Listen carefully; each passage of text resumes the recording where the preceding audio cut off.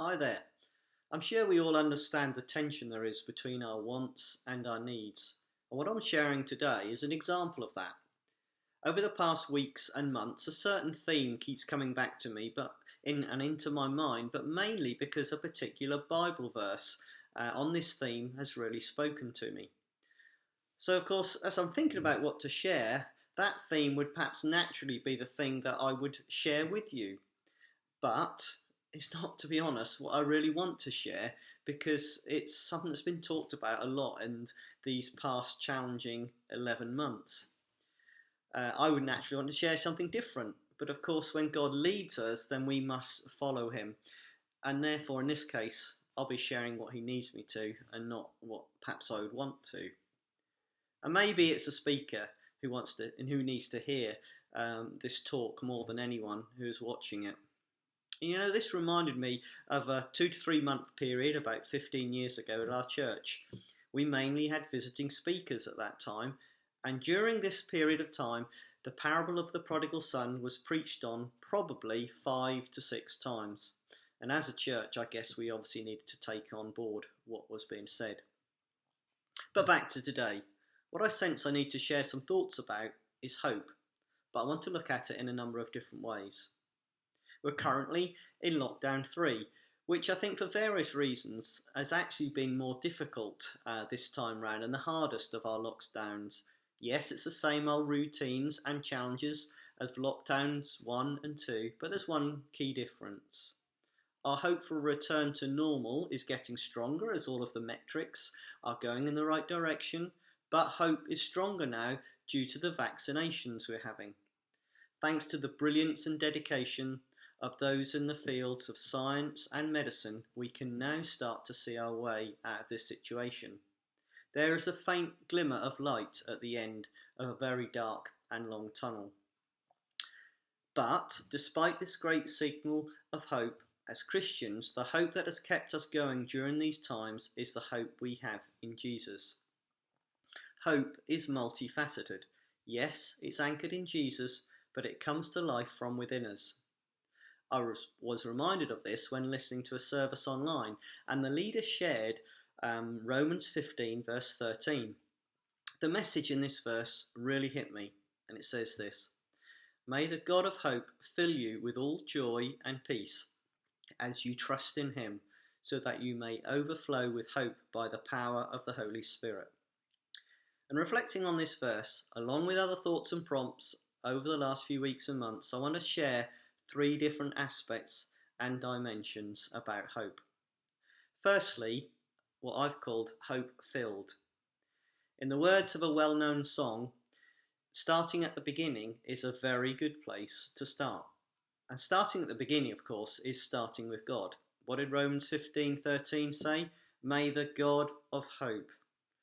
From the moment God's world was marred by sin, God became the bearer and beacon of hope. In the Zoom home group that I'm part of, we've recently looked through Exodus, where God's people, the Israelites, are in slavery to the Egyptians. God hears the cries and help that they call out, and in doing so has teed up an insider, Moses, born an Israelite but raised in the Egyptian palaces, with the key change happening while he was in his Moses basket. God interrupts Moses' quiet life as a shepherd by meeting him in the image of a burning bush.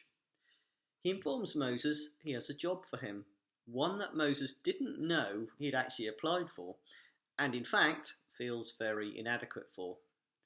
So he tentatively asks God, what if I go back to the Israelites and tell them you are going to save them? And they ask, who are you?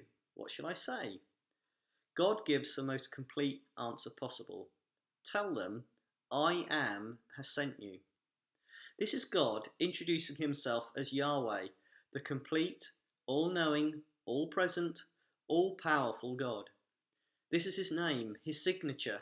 He is the God of hope, the one who will rescue, provide for, and lead them to a new land.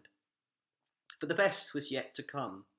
God directed and nurtured his people, but the Bible tells us of a bigger plan in mind, that was to send his Son to save the whole world.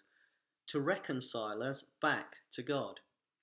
Jesus came as God in flesh. He was the fulfillment of the great I am.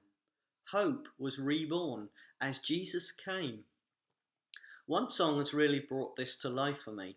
It's called Living Hope by Phil Wickham, where the lyrics explain how Jesus stepped down from the glory of heaven, came to fill the chasm between us and God, turned darkness to light, showed incredible mercy and boundless grace, defeated death, proclaimed victory on our behalf, made us his own, and in doing so became my living hope. This is how we are hope filled. We can hold on to Jesus as the one that will never let us down or let us go. It reminds me of a hymn written by Edward Mote in 1834, and it is, "My hope is built on nothing less than Jesus' blood and righteousness. On Christ the solid rock I stand, all other ground is sinking sand." So in a world of uncertainty, let's be hope-filled. Hope as a name, and it's Jesus. Secondly, hope-fueled. Back in Romans 15, verse 13, it said this, "May the God of hope fill you with all joy and peace as you trust in him, so that you may overflow with hope." You see, our hope may be embedded in Jesus, but it also has a purpose, and that purpose is to share it. Let's go back to the vaccines. What if the scientists who were researching last year had thought, "I think we found a way to combat this COVID, but let's not share that just now. Let's keep this a secret in case we find something better." That would be absolutely ludicrous. This was a process of sharing ideas and research and results because they knew that the vaccine was the key element of hope for the future. And so, what about the ultimate hope that we have?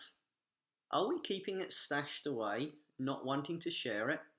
Concerned people may misinterpret what we have found? No, we need to be hope-fueled. With the hope we securely stand on in Jesus, this must be the fuel for us to share it with others. Going back to the beginning again, if we are God's created beings and are told we are made in his image, we have his hallmark, his DNA, his branding is all through us.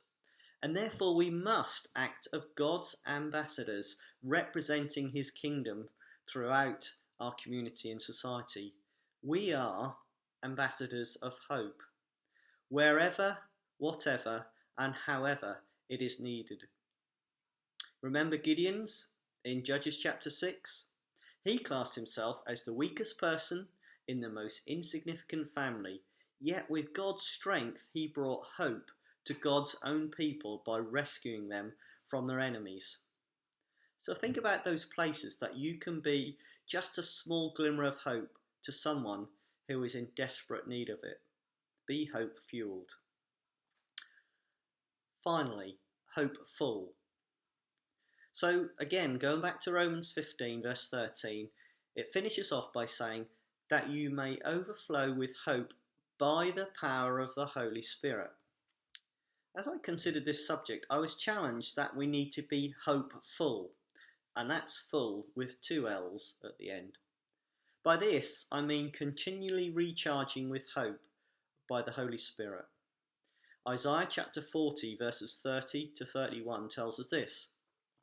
Even youths grow tired and weary, and young men stumble and fall, but those who hope in the Lord will renew their strength. We started by thinking about being hope-filled, by realising that God is our hope. But this isn't a once and done exercise. God promises that because he is the God of hope, by the power of his Spirit our strength will be renewed and we can be full every day with hope. Every day for Jesus is knowing, giving and being refilled with hope. The prophet Elijah in 1 Kings 17, he asked for a widow he met for some food and drink. But when he met her, she was collecting sticks to make a fire to cook a final meal for her. And her son for her and her son. And as the drought had caused them, they had no other food left. This was going to be their last meal. Elijah asks her to make some bread for him with the last flour and oil that she had, but tells her if she did this, her flour and oil would not run out until the end of the drought. Well, she puts her faith in Elijah, and after making the bread and her flour and oil just didn't run out until the drought ended. Hope for the future came from with a challenge and taking a risk, yet obedience meant she was always full.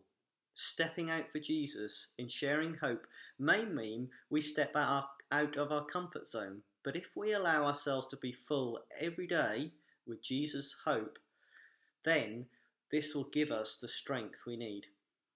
I'm challenged by the need to always be refilled, to be full, to be ready for the task, to come back to the one who is an endless source of strength, love, and grace. So, there you have it. The talk I didn't necessarily want to share, but sense I needed to. I trust that what I have said will in some way encourage and challenge you. So let's be hope-filled with Jesus, who is our rock and guide, fueled to be ambassadors of hope to others, and hopeful every day to enable us to be strengthened for our journey. Thank you.